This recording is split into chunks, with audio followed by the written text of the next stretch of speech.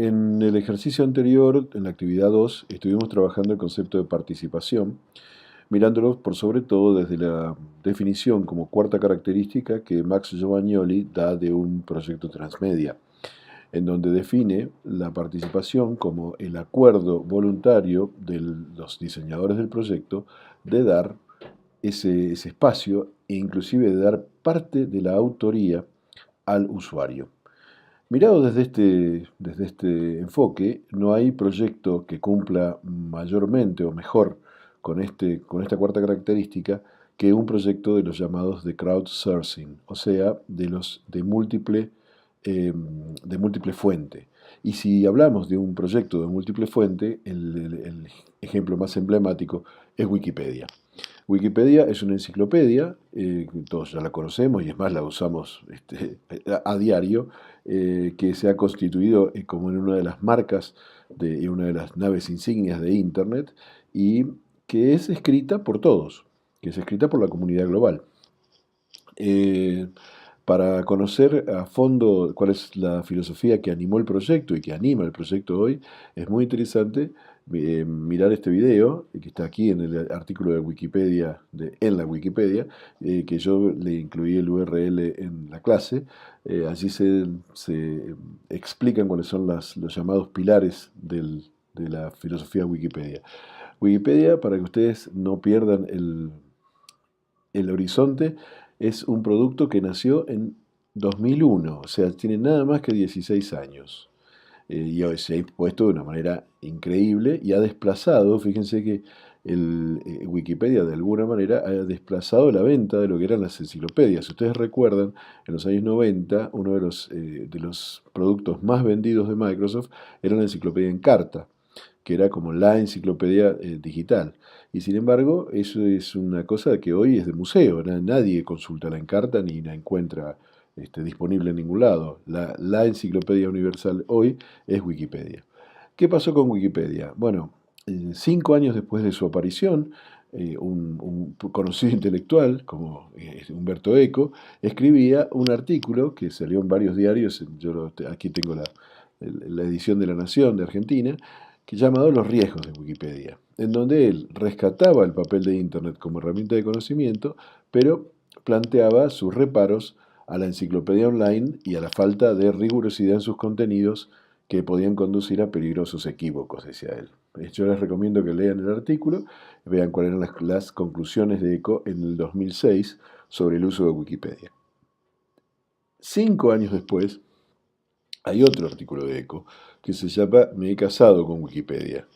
En él ya él baja un poco los brazos respecto de la defensa frente a Wikipedia. Dice por aquí en el segundo o tercer párrafo, él dice, ya la usamos extensivamente a la Wikipedia. Todos nosotros cuando trabajamos y tenemos necesidad de ubicar un nombre o una fecha, consultamos Wikipedia, dice Eco. O sea, ya se hace parte de los que la consultan, pero sigue llamando la atención sobre algo que es muy importante, que es justamente lo que sabe cualquier persona que trabaja en investigación, que es la confrontación de fuentes. Él dice que la Wikipedia, por más que en general no ha llevado a ningún desastre a la humanidad, en el sentido de que ya estamos hablando 10 años después de su creación, se ha vuelto una cuestión bastante hegemónica de uso, e inclusive hay estudios que han hecho comparaciones con otras enciclopedias famosas de papel y han encontrado casi la misma cantidad de errores y de inexactitudes en una que en otra. Eco sigue clamando por algo que es razonable, que es cómo usarla, cómo usar Wikipedia, cómo usar cualquiera de las fuentes disponibles, que es cotejar con otras, buscar la comparación, la fiabilidad del conocimiento a través de el múltiple uso de fuentes. Bueno, esto, sin embargo, es interesante mirarlo como fenómeno de crowdsourcing. Yo quería llamar la atención sobre ello. Cuando Max Giovagnoli habla de coautoría, no hay mejor ejemplo de coautoría que un texto producido por una aldea global, digamos, de gente que trabaja, agregando pequeños detalles o escribiendo los grandes textos o los grandes artículos dentro de Wikipedia. Wikipedia es como el gran ejemplo de la coautoría. Y como decíamos, no trajo ninguna debacle cultural, más allá de que seguramente habrá algunos disparates puestos, inclusive en broma, o tratando a veces por maledicencia o por interés político, difamando a alguno, pero eso tampoco, como decían los ejemplos en los que yo citaba, se escapan de la enciclopedia británica, ¿no? Este es un modelo de participación y de generación de contenido por usuario, por parte de los usuarios, en formato crowdsourcing. Otro formato, pero que está siendo muy discutido hoy, es el de lo que tomaron los diarios. Los diarios, ¿cómo hicieron para poder, frente a la avalancha de lo digital, poder reaccionar y incorporar al usuario?